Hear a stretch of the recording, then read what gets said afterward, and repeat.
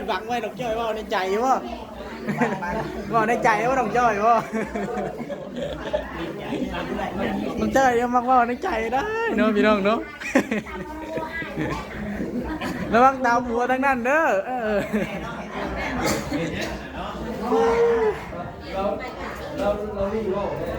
เราบอกในใจดอกจ้อย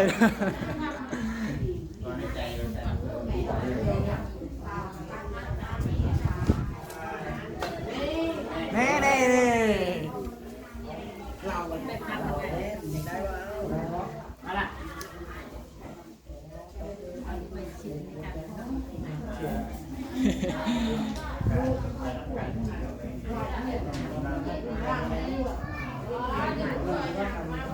บอกแล้วโอ้ยมันสิปิด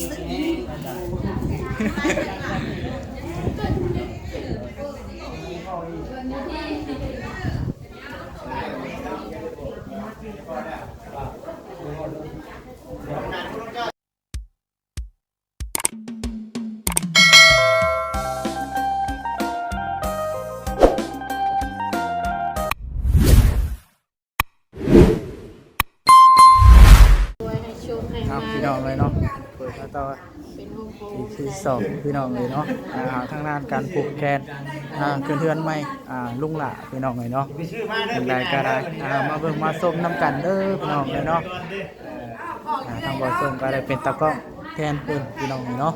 ที่ได้ทายบรรยากาศให้พ่อแม่พี่น้อง FC ได้เบิ่งได้ส้มน้ำกันนี่แหละเนาะพี่น้องเนาะกำลังพี่น้องตอนนี้ก็เนาะกำลังเตรียมผูกคอต่อแขนพี่น้องเลยเนาะ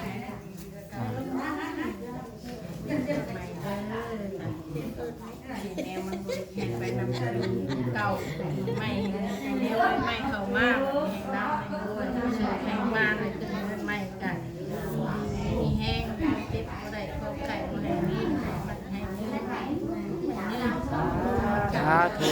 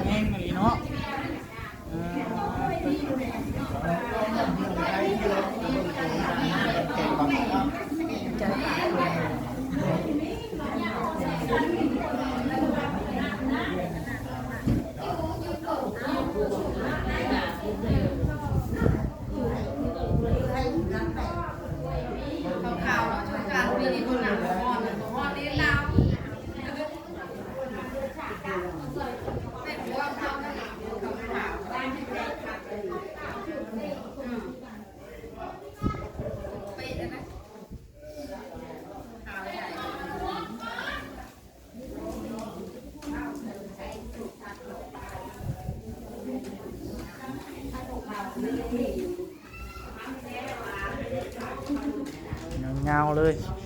พี่น้องเลยเบิ่งไปเงาเนาะบรรยากาศน้ำกัน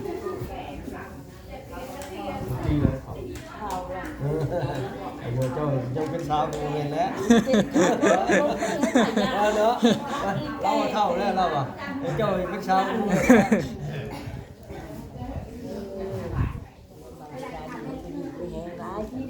มันจะเป็นผู้สาวอยู่แล้วเราสาวรุ่นเก่าเนาะจับปากจับหลังคิดภายใดความตายภายมีชีวิตสุดแน่ว่าไม่ได้กินผูแล้วแบบนี้โยกไม่ผูว่ะไม่ผูมากเลยทั้งโมสูตรเฮายังบ่ทันมาเนาะทั้งโมสูตรมันยังมาทั้งนี้ผูกแขนชิแล้วเลยยอมเอ้ยเนาะแล้วเบิดเพื่อโมสูตรมา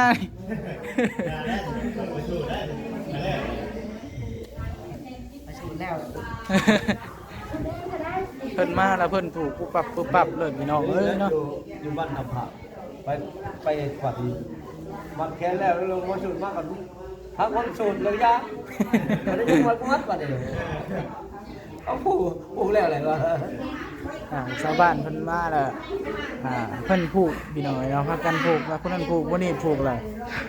พากันผูกเบิดเลยพี่น้องทั้งหมดสูตรยังบ่ได้สูตรยังเนาะ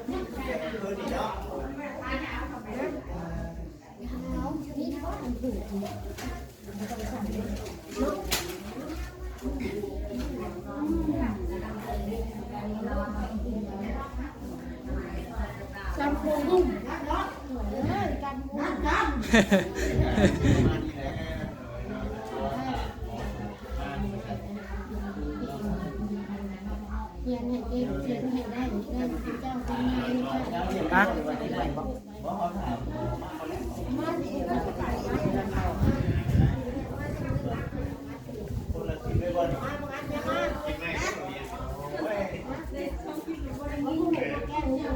เบิ่งบรรยากาศมันกันเด้อพี่น้องเนาะยาวๆไปเลยเรื่องเพื่อนๆกันซ่านน้องๆใช่ล่ะพี่น้องเลยเนาะ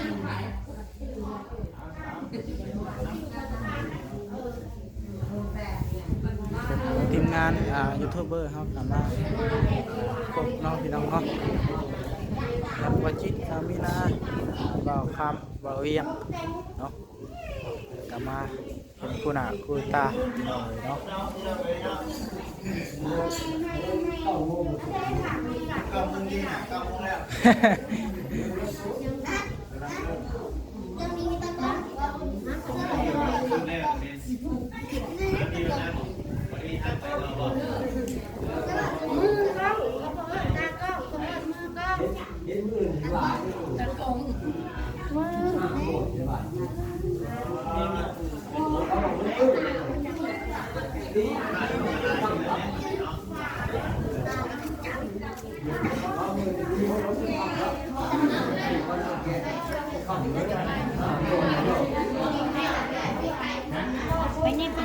น้อยเนาะเอาไปซูนหัวแล้วเด้อยังได้เห็นหวังไว้ดอกจ้อยว่าในใจว่าว่าในใจว่าดอกจ้อยว่าดอกจ้อยยังมักว่าในใจได้เนาะพี่น้องเนาะระวังตามหัวทั้งนั้นเด้อ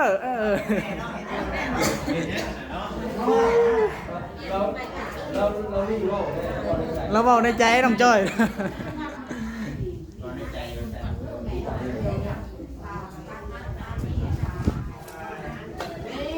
แน่ๆเราได้ว่าอะไร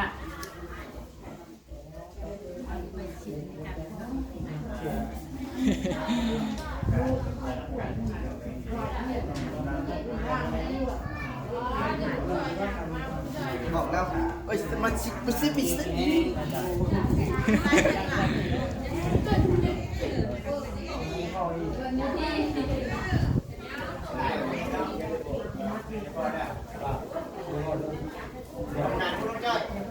ไปไหน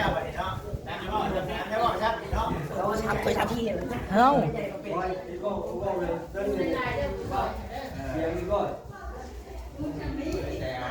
แรกเต็มมีเรื่องผู้ชายเขาหลายๆเด้อ คือหลายคนรู้ดิเนาะวงมันมาผมมาก่อน หมอสูตรยังมันทันมาสูตรตั้งนี้ลุยก่อนเลย หมอมาสูตรแล้วเป็นน้องเก่าเลย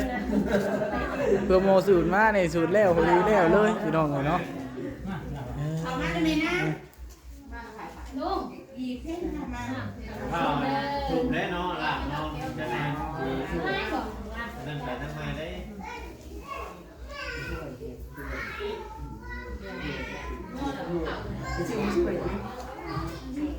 อะไร จีบปลาทูอ่ะ เจ๊ยังอยู่นอก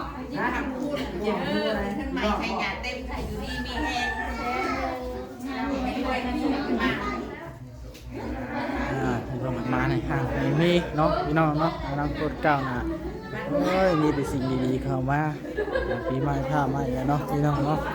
ใดที่มันบ่ดีก็ขอให้หายไปกับปีเก่าใดที่มันบ่คักบ่แน่ก็เริ่มใหม่เนาะ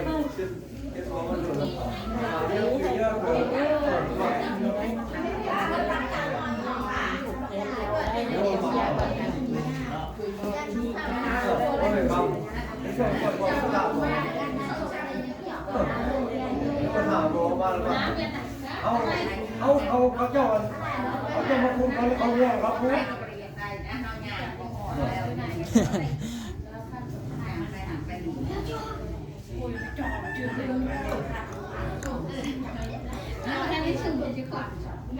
มันยังมาทันได้สูตรผูเพิ่นคูนขวัญแล้วล่ะเพิ่นผูกแล้วเพิ่นเมื่อพี่น้องเนาะบัดหลายคู่หลายคนเห็นพากันผูกต่างคนต่างผูกจักสิว่าจังไดเนาะคนข้าวไปหลายบ่อนหลายที่เพิ่นก็ได้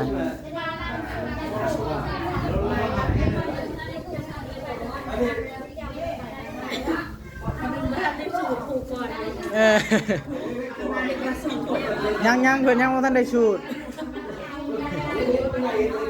เพิ่นเข้ามาคุ้นควรผู้เพิ่นพาวเมื่อแล้วเพิ่นผูกก่อนคือยัง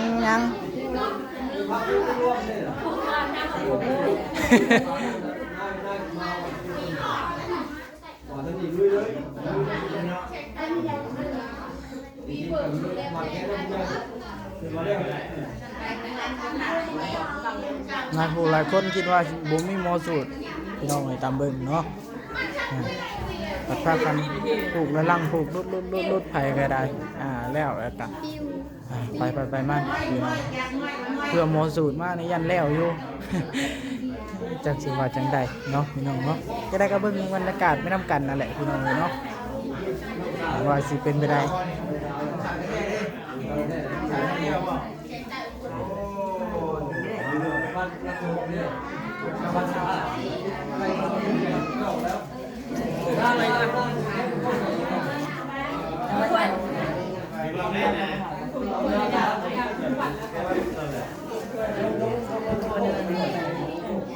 ชาวไรนี่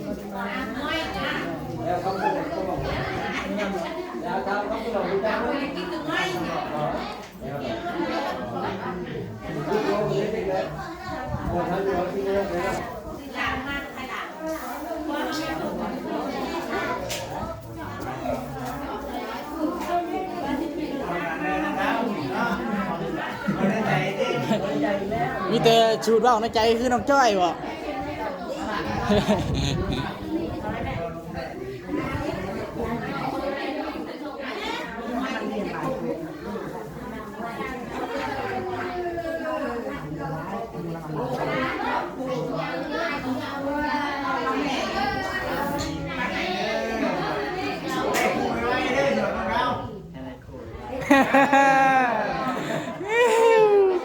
ไอ้ได้คือไว้น่ะเนาะ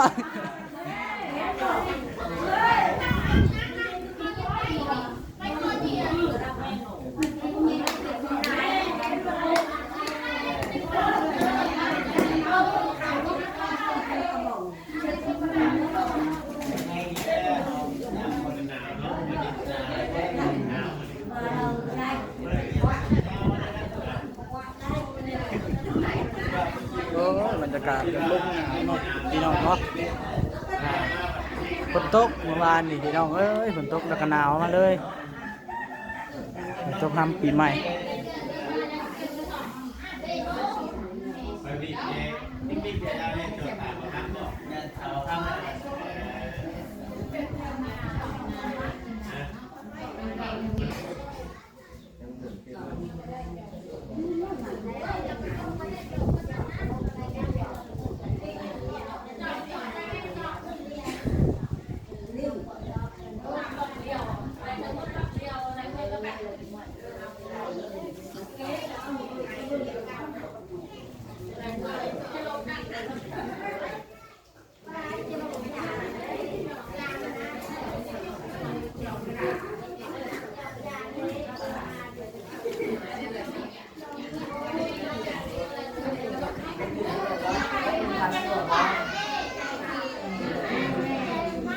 ด้วย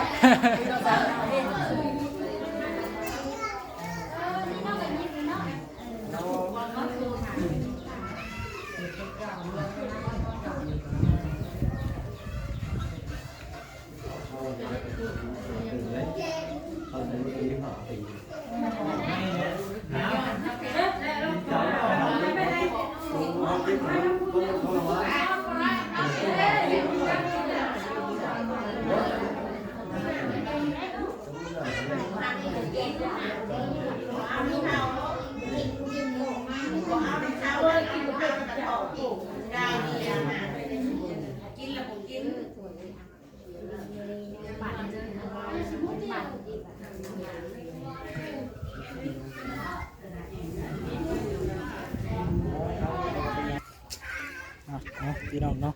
ออกมาทางนอกเด้อบาทนี่พาพี่ข้างนอกมาเบิ่งของอยู่ของกินเนาะเลยเนาะมีเนี่ยเป็นลาบหมูพี่น้องเลยเนาะลาบซีนหมูที่ว่าทางผู้รักผู้ใหญ่เพิ่นฝากซื้อมาทางบ่จิตนั่นแหละเนาะพี่น้องเนาะเป็นซีนหมูลาบพี่น้องเนาะมีทางกระปุ้นพี่น้องเลยกระปุ้น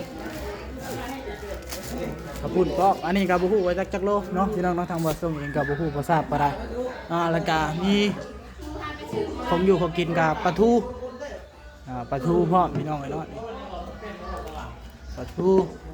มีกระปุ้นมีลาบหมูพี่น้ำกระปุ้นพี่น้องเลยเนาะสวัสดี